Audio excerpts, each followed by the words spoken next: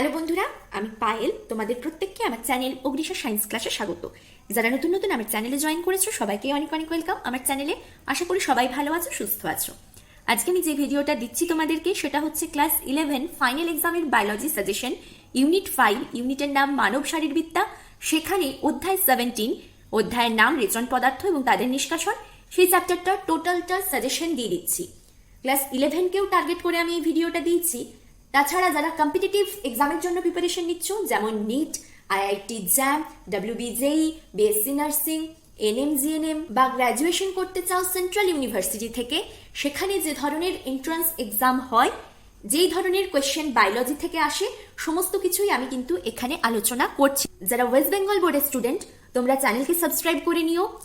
নিটকে যারা টার্গেট করছো বা যে কোনো কম্পিটিটিভ এক্সামকে যারা টার্গেট করছো, এই ভিডিওগুলোর সাথে সাথে যেগুলো আমি এনসিইআরটি বেস্ট প্র্যাকটিস কোশ্চেন পড়াবো সেগুলো অতি অবশ্যই চেক করবে। ইউনিট 5 থেকে কিভাবে নাম্বার ডিস্ট্রিবিউশন হয়, ক্লাস 11-এ কত নম্বরের কোশ্চেন এখান থেকে আসবে, বড় প্রশ্ন, ছোট প্রশ্ন, সমস্ত কিছু আমি যখন ইউনিট 5টা শুরু করেছি সেখানে তোমাদের সাথে আলোচনা করেছি। তোমরা যে ভিডিওটাই দেখবে পার্ট 1 থেকে দেখবে, তবে তোমাদের বুঝতে সুবিধা হবে। 11-এর জন্য যতগুলো ভিডিও আমি দিয়েছি বায়োলজি সাজেশনের, ডেসক্রিপশনে লিংক দিয়ে দেবো, তোমরা গিয়ে চেক করে নিও। ফার্স্ট কোশ্চেন আজকে যেটা রেখেছি দেখো, এমসিকিউ। হেনলির লুপের নিম্নগামী বাহুতে কোন বস্তুটা পুনঃশোষিত হয়? আমি নিম্নগামী বলেছি, এখানে ঊর্ধ্বগামীও বলতে পারে। কম্পিটিটিভ এক্সামে যে ধরনের কোশ্চেন্স গুলো আসবে, নেফ্রনের বিভিন্ন পার্টগুলো দিয়ে দেবে, তার কাজগুলো দিয়ে দেবে। স্তম্ভ ম্যাচিং আসতে পারে, বা বৃক্কের কাজ সম্পর্কে কতগুলো বক্তব্য দিয়ে দিল, বললো এদের মধ্যে কোনটা সঠিক নয় লেখো, বা কোনটা সঠিক সেটা লেখো। এইভাবে কোয়েশ্চেন আসতে পারে। আর যেগুলো এই চ্যাপ্টারটার থেকে ইম্পর্টেন্ট টপিক, অ্যামিনিওটেলিক, ইউরোটেলিক, ইউরিকোটেলিক প্রাণীদের এক্সাম্পলগুলো দিয়ে স্তম্ভ ম্যাচিং আসতে পারে। তাই পার্টগুলো, তার কাজগুলো খুব ভালোভাবে দেখবে। বৃক্কের গঠন দিয়ে কিন্তু কোয়েশ্চেন আসবে, বা নেফ্রনের পার্টগুলো কি সেভাবেও কোয়েশ্চেন আসতে পারে। কম্পিটিটিভ এক্সামে তোমাদের আঁকাটা দিয়ে দিল, বৃক্কের গঠনগত আঁকাটা নিয়ে দাগ দিয়ে দিল মার্ক করে ABCD, বললো ABCD কোনটাকে কি ডিনোট করছে লেখো। এইরকম ধরনের কোয়েশ্চেন কিন্তু আসে।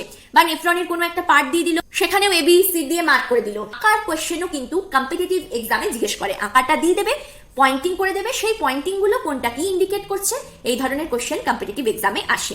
এখানে অ্যান্সার যেটা হবে বি অপশন, জল। নেক্সট কোয়েশ্চেন, বৃক্কে গ্লোমেরুলাসের প্রধান কাজটা কি? গ্লোমেরুলাস বৃক্কের মধ্যে ফিল্ট্রেশনের কাজ করে, এটাই মেন কাজ। তাহলে অ্যান্সার হবে রক্তকে পরিস্রাবিত করে মূত্রের উৎপাদন করছে। গ্লোমেরুলাসের ফাংশনটা ফার্স্ট পর্যায় মূত্র উৎপাদনে। তাহলে প্রধান কাজ কি হলো? রক্তকে পরিস্রাবিত করে মূত্রের উৎপাদন। লবণের পুনঃশোষণ, এখানে একটা জিনিস মনে রাখবে, গ্লোমেরুলাস কিন্তু লবণের সাম্যতাটাকে বজায় রাখে। কথাটা দিয়েছে পুনঃশোষণ বলে এটা হবে না। মূত্রের সঞ্চয় মূত্র থলি বা মূত্রাশয় করে, গ্লোমেরুলাসের কাজ নয়। তাহলে অ্যান্সার কারেক্ট অপশন সি হবে কারেক্ট। আর তারপরে ডি অপশন ছিল উপরে সবকটি। নেক্সট, কোনটা ভুল? এক একটা টার্ম দিয়েছে, সেই টার্মটা কি বোঝাচ্ছে, এগুলোও কিন্তু স্তম্ভ ম্যাচিং হিসেবে কম্পিটিটিভ এক্সামের জন্য ইম্পর্টেন্ট, ক্লাস 11-এর জন্য ইম্পর্টেন্ট। গ্লাইকোসুরিয়া, যেখানেই দেখবে সুরিয়া বা ইউরিয়া কথাটা আছে, সেটা ইন্ডিকেট করবে মূত্রের উপাদানগুলো। ঠিক আছে, গ্লাইকোসুরিয়া মানে যেখানে গ্লুকোজটা বেশি।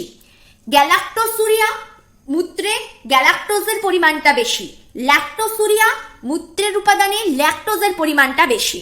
অ্যালবুমিনিউরিয়া মানে অ্যালবুমিনটা মূত্রের মধ্যে রয়েছে। এগুলো কিন্তু সমস্ত অস্বাভাবিক উপাদান মূত্রের মধ্যে। স্বাভাবিক মূত্রের মধ্যে গ্লুকোজের পরিমাণ, গ্লুকোজ, তারপরে অ্যালবুমিন, এগুলো কিন্তু থাকে না। ঠিক আছে, ইউরিয়াটা মূত্রের মধ্যে একটা উপাদান। ইউরিয়ার লেভেল যদি খুব বেড়ে যায় রক্তের মধ্যে, যার জন্য মূত্রে ইউরিয়ার পরিমাণটা বেড়ে যাবে, তখন তাকে ইউরেমিয়া বলবে। ঠিক আছে, তো রক্তে ইউরিয়ার পরিমাণটাকে বাড়তে হবে, এটাই হয়ে যাবে ভুল এখানে, মূত্রে নয়। মূত্রে কখন আসবে? যখন রক্তে ইউরিয়ার পরিমাণটা ভীষণ বেড়ে যাবে, যাকে আমরা বলবো ইউরেমিয়া। যার জন্য রক্তে ইউরিয়ার পরিমাণটা বেড়ে যাওয়ার জন্য মূত্রের মধ্যেও ইউরিয়ার পরিমাণটা বেড়ে যাবে, তখন সেটাকে ইউরেমিয়া বলা হয়। Next, ketone urea, ketone body যদি মূত্রে থাকে তাকেই বলা হয়। 4 নম্বর কোয়েশ্চেন, হিমোডায়ালাইজারকে বলা হয় কৃত্রিম বৃক্ক। নেক্সট, মূত্র নির্গমনের সঠিক পথটা কি? মূত্রটা নির্গমন যখন হবে, সংগ্রাহী নালীর মাধ্যমে গোবিনীতে আসবে, নিয়ে মূত্রাশয়ে সঞ্চিত হবে, তারপরে মূত্রনালী দিয়ে দেহ থেকে বেরিয়ে যাবে।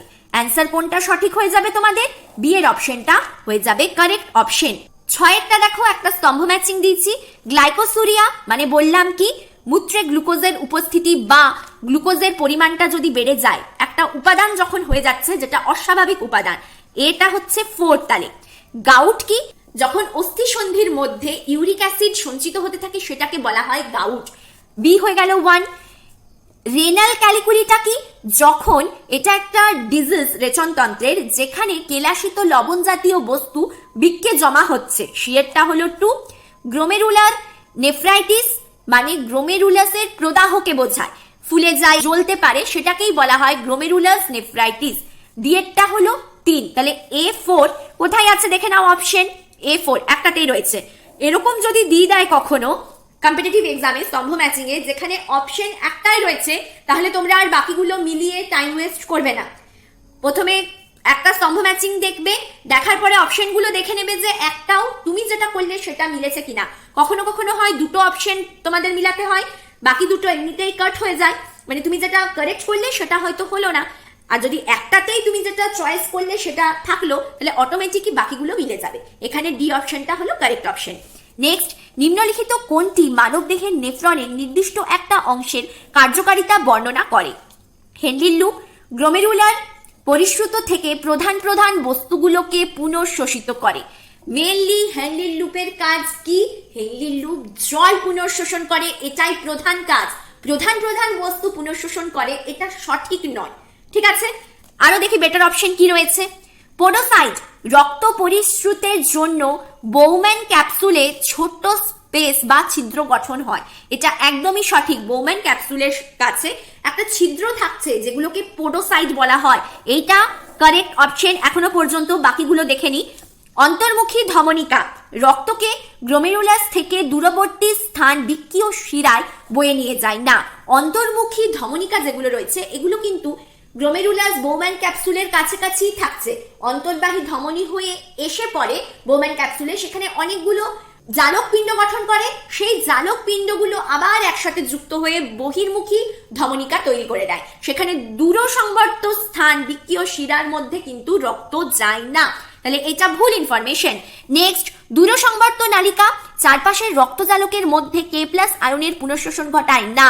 K+ আয়নটা দূর সংবর্ত নালিকা ক্ষরণ করে, পুনঃশোষণ করে পটাশিয়াম আয়ন নয়, সোডিয়াম আয়নকে। এখানে যদি পুনঃশোষণ করে সোডিয়াম আয়ন দেওয়া থাকতো তাহলে অপশনটা কারেক্ট হতো।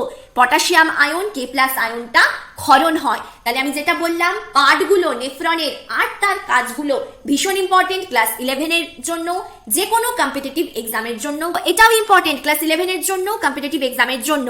ইউরিকোটেলিক মোডের মাধ্যমে যাদের নাইট্রোজেন ঘটিত দূষিত পদার্থ রেচিত করতে দেখা যায় তারা হলো ইউরিকোটেলিক, মানে রেচন পদার্থ হচ্ছে ইউরিক অ্যাসিড। করে কারা? পতঙ্গ করে, সরীসৃপ করে, পাখি করে। মেন এই সমস্ত শ্রেণী, এই সমস্ত ক্লাসের প্রাণীগুলোই ইউরিকোটেলিক হয়। তাহলে পক্ষী করে অ্যানিলিড বা অ্যানিলিডা নয়, এটা হবে না। পতঙ্গ করে উভচর নয়, সরীসৃপ করে উভচর নয়, সরীসৃপ পক্ষী, আর কি বললাম, পতঙ্গ করে। কারেক্ট অপশন এখানে তোমাদের 8টা হয়ে যাবে ডি। নেক্সট, বৃক্কের মূল কার্যগত একক নেফ্রন। কতগুলো নেফ্রন থাকে প্রত্যেকটা বৃক্কে? 10 লক্ষটা।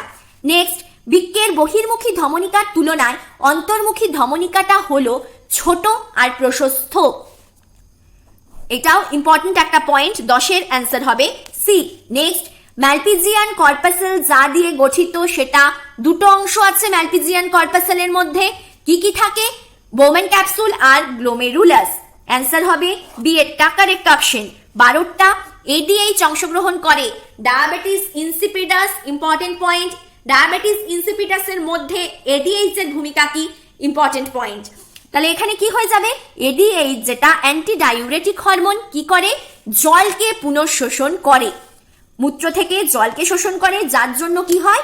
মূত্রটা ঘন হয়, গাঢ়ত্বটা বাড়ে। যদি ADH কম ক্ষরণ হয়ে যায়, মূত্র বেশি তরল হয়ে যায়, তার জন্য এরকম যাদের যে সমস্ত রোগীদের ডায়াবেটিস ইনসিপিডাস বা বহুমূত্র রোগ হয়, সেক্ষেত্রে মূত্রটা জল বেশি থাকে, তরল বেশি হয়, আর কি হয়ে যায়? স্বাদবিহীন হয়ে যায়। এটার মানে কি? মূত্রের মধ্যে কোনো শর্করার পরিমাণটা বাড়ে না, জলটার পরিমাণটা বেড়ে যায়, জলের পুনঃশোষণটা কমে যায়। নেক্সট পয়েন্ট, পরের কোশ্চেনটা, বহুমূত্র বা ডায়াবেটিস ইনসিপিটাস রোগে আক্রান্ত ব্যক্তির মূত্র হয় স্বাদবিহীন এবং তরল। সি এর অপশনটা কারেক্ট। নিম্নের কোনটি রেচন অঙ্গ নয়? বৃক্ক, যকৃৎ, ত্বক, ফুসফুস, লালাগ্রন্থি, এগুলো হচ্ছে কি মূত্রাশয় আনুষঙ্গিক রেচনাঙ্গ, কিন্তু হৃৎপিণ্ড রেচনাঙ্গ নয়। অ্যান্সার হয়ে যাবে 14টা বি। 15টা, নেফ্রনের পরাসংবর্ত নালিকা যে বিশেষ কাজের জন্য দায়ী তা হলো, পরাসংবর্ত নালিকা যেটা করে শর্করা, অ্যামাইনো অ্যাসিড, জল আর NaCl এর পুনর্শোষণ করে। এবার দেখো 1-2 মার্কসের কোয়েশ্চেন কি দিয়েছি।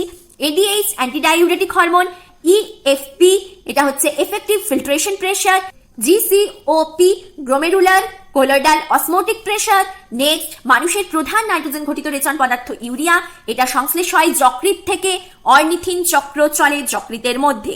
নেক্সট, অর্ধমুখী ধমনিকা অপেক্ষা বহির্মুখী ধমনিকার ব্যাস কম হয় কারণ, important point class 11 purpose, competitive exam purpose, গ্লোমেরুলাসের রক্তচাপ বৃদ্ধি করার জন্য যাতে ফিল্ট্রেশনটা সহজে হয়। নেক্সট পয়েন্ট, মূত্রে বিলিরুবিন যদি নির্গত হয়ে যায় সেক্ষেত্রে জন্ডিস রোগ হবে।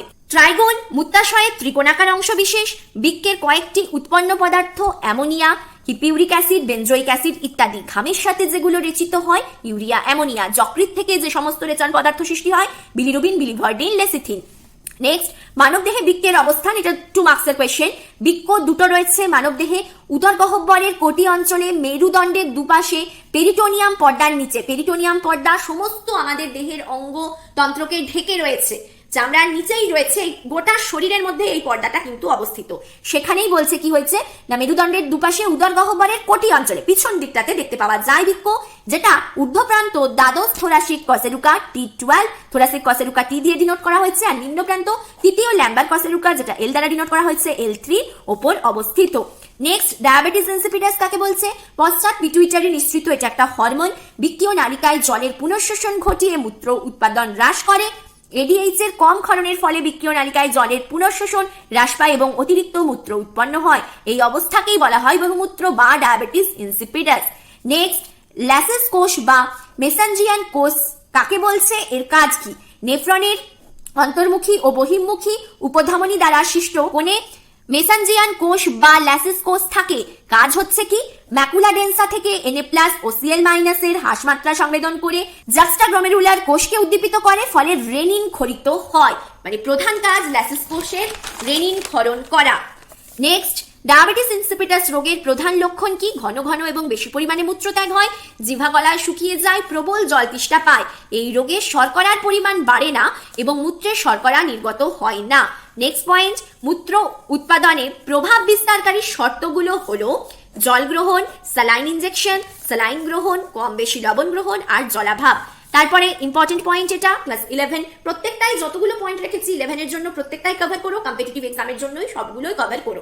যেগুলো বলে দিচ্ছি খুব বেশি কোয়েশ্চেন আসে সেগুলো ভালোভাবে দেখো, তার মানে এটা নয় বাকি কনসেপ্টগুলো তোমরা পড়বে না। কম্পিটিটিভ এক্সাম মানে যেখান থেকে খুশি কোয়েশ্চেন আসতে পারে, প্রত্যেকটা লাইন ইম্পর্টেন্ট কম্পিটিটিভ এক্সামের জন্য। তাই যারা কম্পিটিটিভ এক্সামের জন্য টার্গেট করছো, প্রিপারেশন নিচ্ছ, ক্লাস 11 থেকে এই কনসেপ্টগুলো খুব ভালোভাবে ক্লিয়ার রাখো।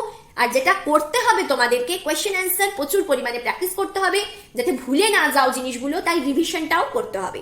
গ্লোমেরুলার ফিল্ট্রেশন রেট কাকে বলছে? স্তন্যপায়ী প্রাণীদের দুটি বৃক্কের সমস্ত নেফ্রন দ্বারা প্রতি মিনিটে যত পরিমাণ রক্ত পরিশ্রুত হয় কিংবা পরিশ্রুত তরল উৎপন্ন হয় তাকেই গ্লোমেরুলার ফিল্ট্রেশন রেট বলা হয়ে থাকে।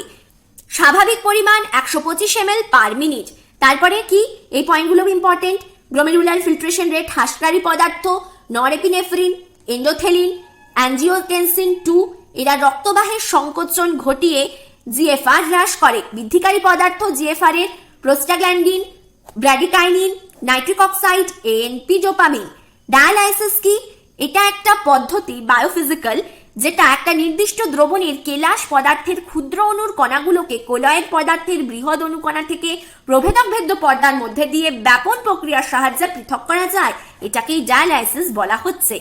ইম্পর্টেন্ট টপিক ক্লাস 11 এর জন্য, কম্পিটিটিভ এক্সামের জন্য। মূত্রের স্বাভাবিক উপাদান, জৈব উপাদান যেগুলো urea, ammonia, creatine, protein, creatinine, hippuric acid, phenol, oxalic acid, ketone body, allantoin, purine base ইত্যাদি, এগুলো হচ্ছে জৈব উপাদান স্বাভাবিক উপাদানের মধ্যে। 11-এ কিন্তু এরকম দিতেই পারে মূত্রের স্বাভাবিক উপাদানগুলো লেখো বা মূত্রের অস্বাভাবিক উপাদানগুলো লেখো। অজৈব যেগুলো স্বাভাবিক উপাদানের মধ্যে রয়েছে মূত্রের উপাদান sodium, potassium, chloride, phosphorus, sulphur, calcium, iodine, magnesium ইত্যাদি। মূত্রের অস্বাভাবিক উপাদান গ্লুকোজ। এবার মূত্রে যদি গ্লুকোজের পরিমাণটা বেশি থাকে তাকে গ্লুকোসুরিয়া বলবো। ফ্রুক্টোজ যদি বেশি থাকে ফ্রুক্টোসুরিয়া বলবো। গ্যালাক্টোজ বেশি থাকে গ্যালাক্টোসুরিয়া বলবো। ল্যাকটোজ বেশি থাকে ল্যাকটোসুরিয়া বলবো। প্রোটিন বেশি থাকে প্রোটিনিউরিয়া বলবো। ফ্যাট বেশি থাকে বা লিপিড বেশি থাকে লাইপোপুরিয়া বলবো। কিটোন বডি বেশি থাকে কিটোনিউরিয়া বলবো। বিলিরুবিন বেশি থাকে বিলিরুবিনিউরিয়া বলবো। রক্ত বেশি থাকে হিমাচুরিয়া বলবো। পুঁজ বা ডাব্লিউবিসি যদি বেশি থাকে পাইউরিয়া বলবো। ইউরিয়া যদি বেশি থাকে ইউরিমিয়া বলবো।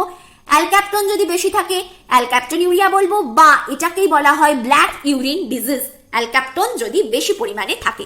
নেক্সট, মূত্র বিবর্ধক বা ডাইউরেটিক্স পদার্থের এক্সাম্পল জল, মানে কি জল বেশি খেলে মূত্র বেশি উৎপাদন হবে। স্যালাইন যদি নিই alcohol, xanthine, ammonium chloride, calcium chloride, thiazide, furosemide, এগুলো হলো কি মূত্র বিবর্ধক পদার্থ। ইভেন চা কফিটাও হচ্ছে ডাইউরেটিক্স পদার্থ। চা কফিও যদি বেশি পরিমাণে খাওয়া হয় আলটিমেটলি তার মধ্যে দিয়ে তো জলটাই আমরা পান করছি, সেক্ষেত্রেও কিন্তু কি হয় মূত্র বেশি উৎপাদন হয়। নেক্সট, অ্যামনিওটেলিজম কি টিকা লেখো যেটা মেন আসে এখান থেকে। এক্সাম্পল গুলো ইম্পর্টেন্ট। অ্যামোনিয়া রেচিত পদার্থ, অ্যামোনিয়াটা হলো সব থেকে বিষাক্ত রেচন পদার্থটা। এদের অ্যামনিওটেলিক প্রাণী বলা হয়। যকৃতে অ্যামাইনো অ্যাসিডের ডিঅ্যামিনেশনের ফলে অ্যামোনিয়া উৎপন্ন হচ্ছে। উদাহরণ খুব ইম্পর্টেন্ট, অ্যামিবা যেটা আর্দ্রপ্রাণী বা প্রোটোজোয়া, সাইকন যেটা স্পঞ্জ, নিডারিয়ান হাইড্রা, প্ল্যাটিহেলমেন্থিস ফিতাকৃমি, কেঁচো এবং জোক, অ্যানিলিডা চিংড়ি আর্থ্রোপোডার মধ্যে পড়ছে, রুই মাছ অস্থিবিশিষ্ট মাছ, টাডপোল, অ্যাম্ফিবিয়া, কুমির, সরীসৃপ। এবার আমি বললাম সরীসৃপ যারা তারা ইউরিক অ্যাসিডও রেচিত পদার্থ হয়, তাও কিছু ব্যতিক্রম রয়েছে। যেমনি কুমিরটা, এদের রেচিত পদার্থ হলো অ্যামোনিয়া। নেক্সট, ইউরিওটেলিজম মানে যারা ইউরিয়া রেচন করছে যেটা কম্পারেটিভলি কম বিষাক্ত অ্যামোনিয়ার থেকে, এদেরকে ইউরিওটেলিক প্রাণী বলবো। আর্জিনেজ উৎসেচকের উপস্থিতিতে আর্জিনিন অ্যামিনো অ্যাসিড থেকে যকৃতে ইউরিয়াটা উৎপন্ন হয়। কাদের হচ্ছে অ্যাসকারিস, কেঁচো, হাঙর, সোনাব্যাং, কচ্ছপ, অ্যালিগেটর, স্তন্যপায়ী প্রাণীর মধ্যে মানুষ। তারপরে ইউরিকোটেলিজম কি খুবই কম বিষাক্ত, সব থেকে কম বিষাক্ত রেচিত পদার্থ এটা ইউরিক অ্যাসিড। এরা ইউরিকোটেলিক প্রাণী। পটাশিয়াম ইউরেটের সাথে জল আর কার্বন ডাইঅক্সাইডের বিক্রিয়ায় ইউরিক অ্যাসিড উৎপন্ন হয়। উদাহরণগুলো ইম্পর্টেন্ট, আরশোলা পতঙ্গদের মধ্যে, হেলিক্স গার্ডেন শামুক, ইউনিস্কাস ক্রাস্টেশিয়ানের এক্সাম্পল, গিরগিটির সাপ, সরীসৃপের এক্সাম্পল, পায়রা আর কাক, পক্ষী শ্রেণীর এক্সাম্পল। 2 আর 3 মার্কসের কোয়েশ্চেন যেগুলো করতে হবে তোমাদের মূত্রের স্বাভাবিক উপাদান এডিএইচ এর কাজ 2+1। বৃক্কে জলের পুনঃশোষণ সম্পর্কে টিকা লেখো, ইম্পর্টেন্ট কোয়েশ্চেন এই বছরের জন্য। নেফ্রনের রক্ত সরবরাহকারী অন্তর্মুখী ধমনিকা থেকে বহির্মুখী ধমনিকার ব্যাস ছোট হয় কেন?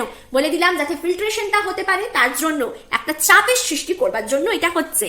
মূত্র প্রস্তুতি, এটাও ইম্পর্টেন্ট একটা কোয়েশ্চেন যেটা অনেক রকম ভাবে আসতে পারে। মূত্র প্রস্তুতির পদ্ধতির সংক্ষিপ্ত বর্ণনা দাও, 4 মার্কসে আসতে পারে, কারণ ইউনিট 5 থেকে তোমাদের বড় প্রশ্ন আসে গ্রুপ ডি তে।